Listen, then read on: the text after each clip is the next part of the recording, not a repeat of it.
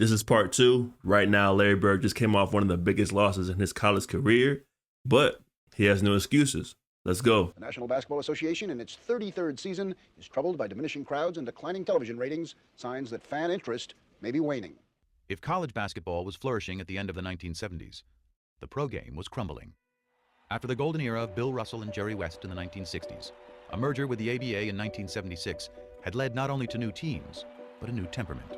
It was a new league with new times, with renegades, with individuals.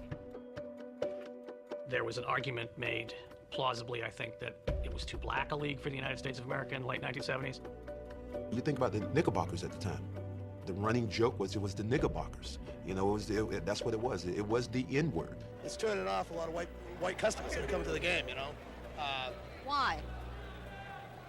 I think there's a conflict between the white and the black, and I don't enjoy going to basketball and seeing all black players. I mean, I think when they said too black, they meant not just in terms of color, but in terms of style. Let me get mine, and the hell. Lack of diversity here. Basketball for us was about the best moves.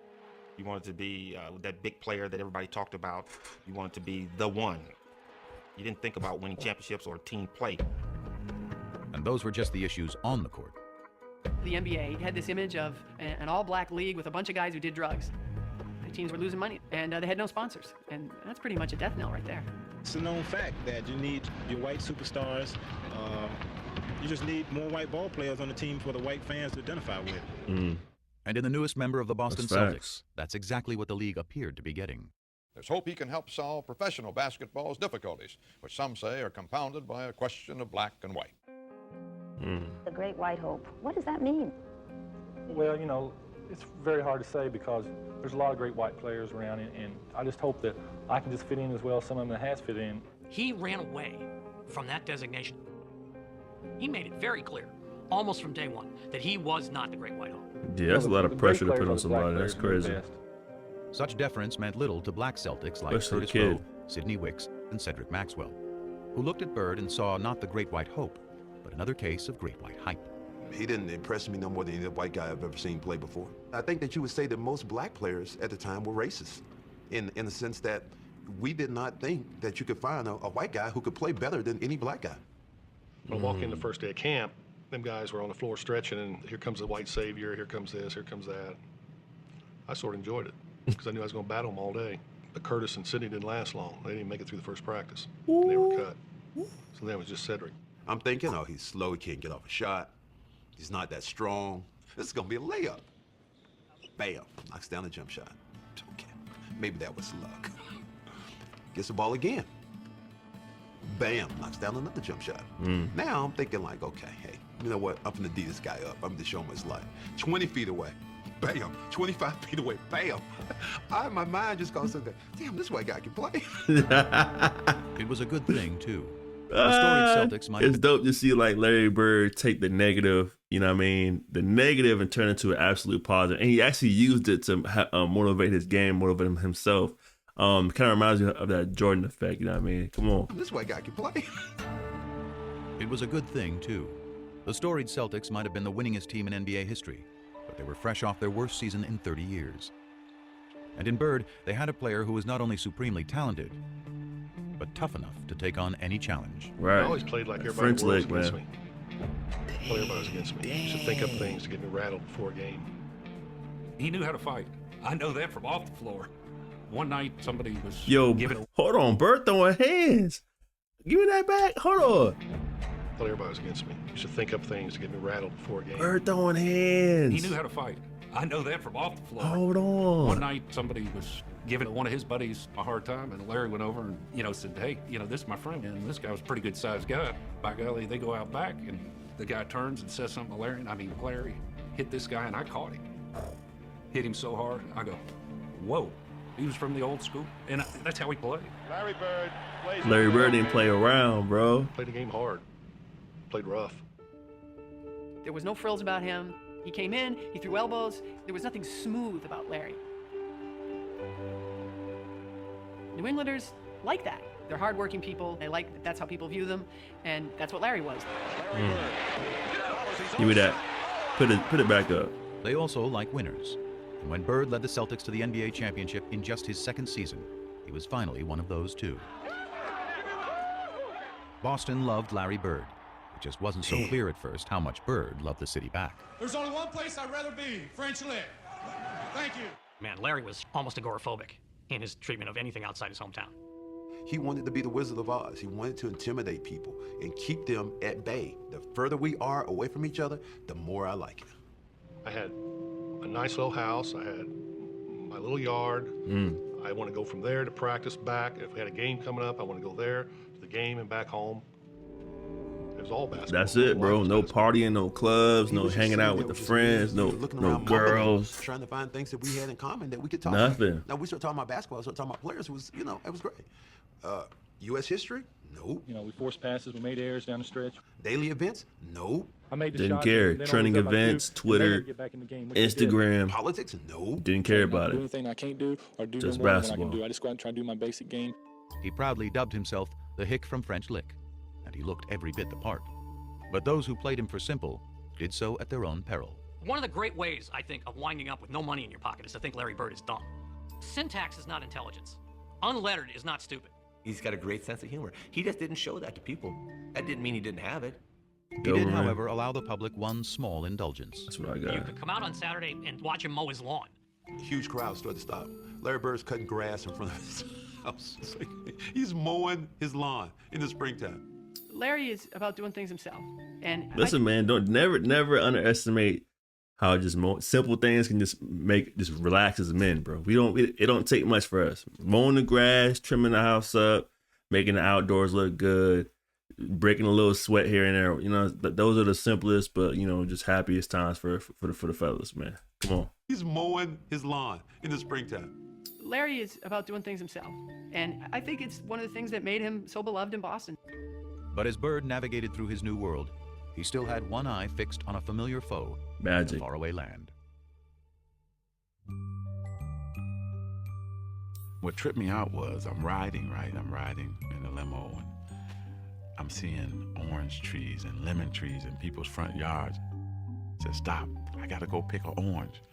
Are you crazy? I said, no, I gotta do this. And so I ran up like a scared little kid, grabbed the orange and ran back to the limo. I've never seen a lemon tree before. I've never seen a lemon tree. Yeah, exactly. I was fascinated. When 20-year-old Irvin Johnson arrived in Los Angeles in the fall of 1979, he was a world away from Lansing, the only home he'd ever known. He was the #1 pick of the LA Lakers, a once dominant franchise stuck in mediocrity. In the stoic Kareem Abdul-Jabbar, the Lakers had talent, was energy. Irvin Magic Johnson was only too happy to provide it. Lit the place up. Changed the franchise, changed the temperament. I changed it from the very first game. That hook. You can't block it. The first game of a long season against the lowly Clippers. And Magic was embracing Kareem as if they'd just won their 10th straight championship. It was like, man, this is a different kind of dude. From the day he arrived, he became the prince of the city. He reminded me of a guy who wakes up without an alarm clock. And that's what I used to always say. I want to be happy enough to wake up without an alarm clock because I want to go into my world.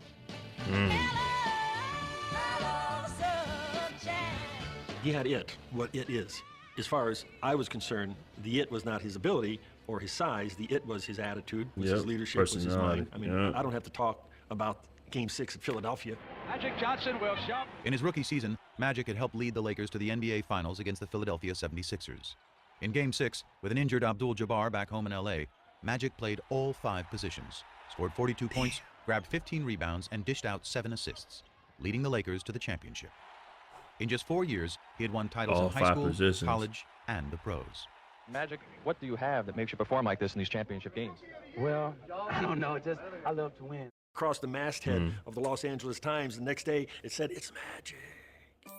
He was a star when he first arrived here, coming off the NC2A game. And quickly, during that first season, he became one of the stars in town. But that game put him on another level. That made him the star in town. It's funny how I wanted to meet the celebrities, but they wanted to meet me. He meeting Ali, like, Michael Jackson. Hey, wow, you know who I am? He was young, famous, and after Lakers owner Jerry Buss signed him to a 25-year, $25 million contract, very rich. The kid from Lansing was ready to sample a different kind of fruit. His playboy boss knew all the ripest trees. I said, oh, I'm hanging with him. When they were coming into the box and he had 10, 20 of them and look, Irvin, which one you want? And I was like, oh, okay, it's like that? And then he said, I'm going to take you to the Playboy Mansion. What? The mansion? No, you're kidding. That's so, wild. So I went there, and my first time, I'm bagging up like, I can't believe I'm in, but I'm bagging up away. You know, it's like, I'm scared to death. Probably 10 guys to 100 women, you know. Everybody think it's sex-driven, but it's really not. You have dinner, then you watch the latest movie. And then, of course, I don't want to ever say that sex wasn't involved, because if you meet somebody, that's what you wanted to do. You did that, but it's really a great experience to go up there. And he was young with it too. Yeah, I had Kid. fun. He came down Right. like the Pied Piper. You know, people were giving him this and giving him that, but you know, he stayed pretty grounded to the game. Everybody was getting high then, but you can't even smoke a joint around Magic. He had real old school, down in the trenches work ethic, and that was honed in him by his dad, Irvin Johnson Sr. Magic was always this guy.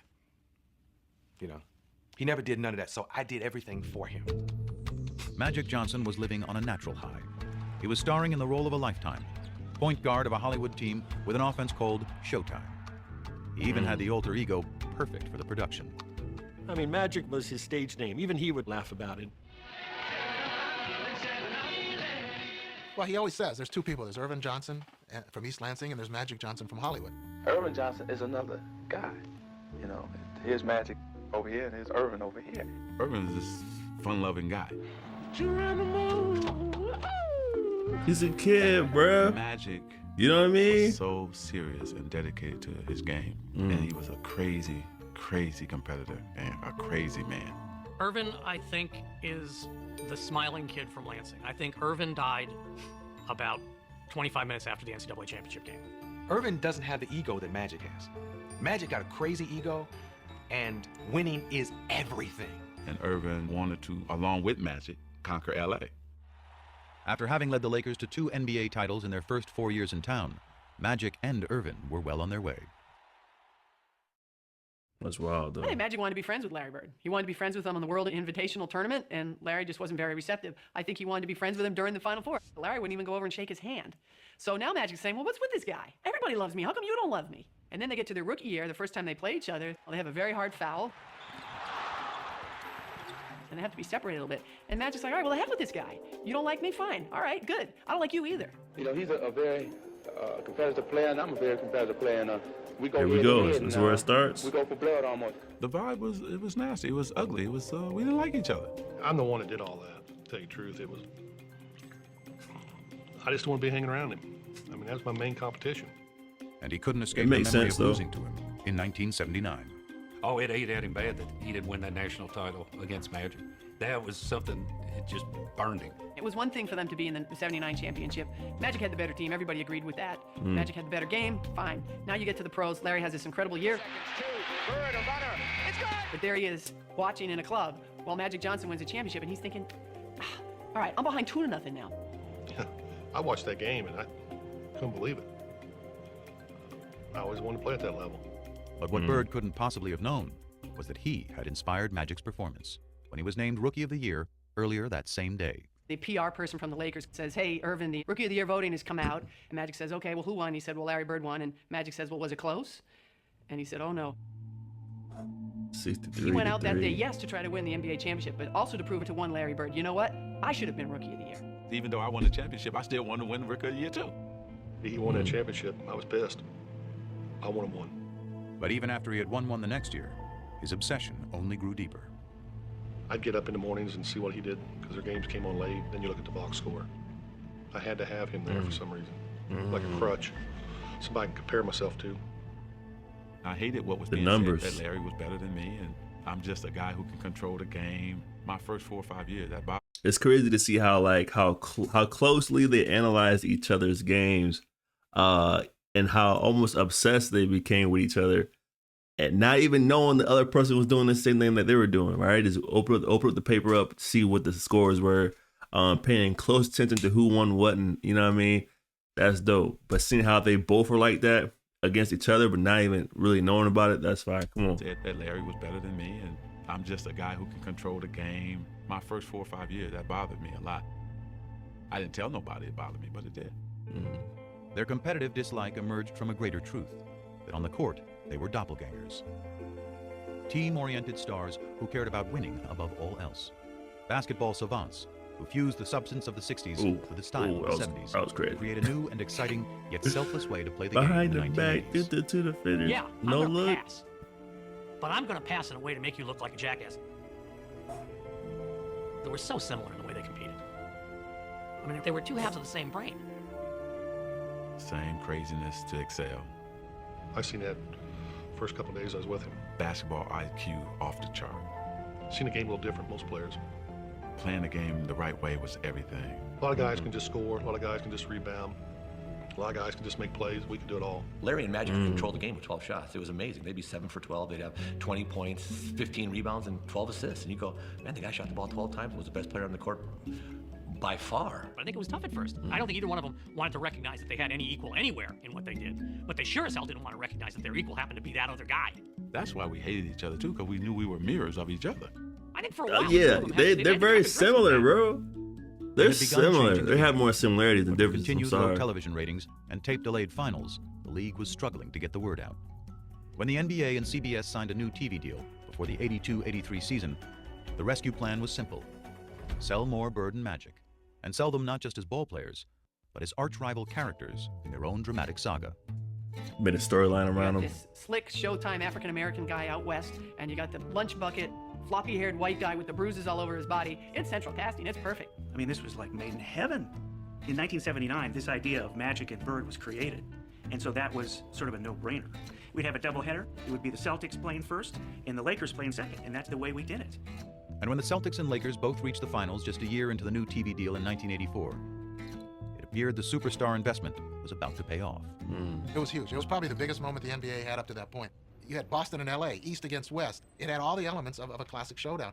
Including what was becoming the most inescapable element of all. Did we know that the blacks and whites were lining up? The whites with the Celtics, the blacks with... Of course we knew that. Even in the Celtics' own backyard. They land at Logan Airport at the 84 finals. He's getting accosted by various people who are telling him Larry's going to take him down. But this one older African-American gentleman comes up to me and goes, Magic, I want to wish you well. Good luck. I want you to crush the Celtics. And he said, oh, well, where are you from? He said, well, I'm from Boston. And he said, you're from Boston and you're rooting for the Lakers? I thought everybody here was crazy about the Celtics. And he looked right at me and said, now why would I root for those white boys? Boston, after all, was a town still scarred by the ugly busing crisis of the mid-70s. A violent period of urban unrest during which white had been pitted against black. The resulting taint on the city. And we've heard like a lot of athletes say, man, Boston's like, you know, their least favorite place to play, you know what I mean, for several different reasons, you know what I mean, revolving around this, you know what I mean, and I don't know, you know what I mean, that's just interesting, like, there's so much deep-rooted history in Boston that, I don't know, it kind of deserves its own story a little bit, you know what I mean, let's get back into it. Boston, after all, was a town still scarred by the ugly busing crisis of the mid-70s. A violent period of urban unrest during which white had been pitted against black. The resulting taint on the city nationally, coupled with a Boston roster littered with white players, affirmed to many black Americans that the Celtics were not the team for them. Even today, people said, you played with the Celtics. You know, I hated you at that time. You know, I wanted Magic to win. I didn't want that damn Larry Bird to win. We had all these black players, but they looked at us because we had Larry Bird leading us as a team that was white. They were perfect archetypes for what was So becoming like the everything biggest is story in racial. sports. But for the real-life players, the narrative was much simpler. It's finally going to happen. We get to go head-to-head again. It's just a matter of rolling that ball out there and let's get it on.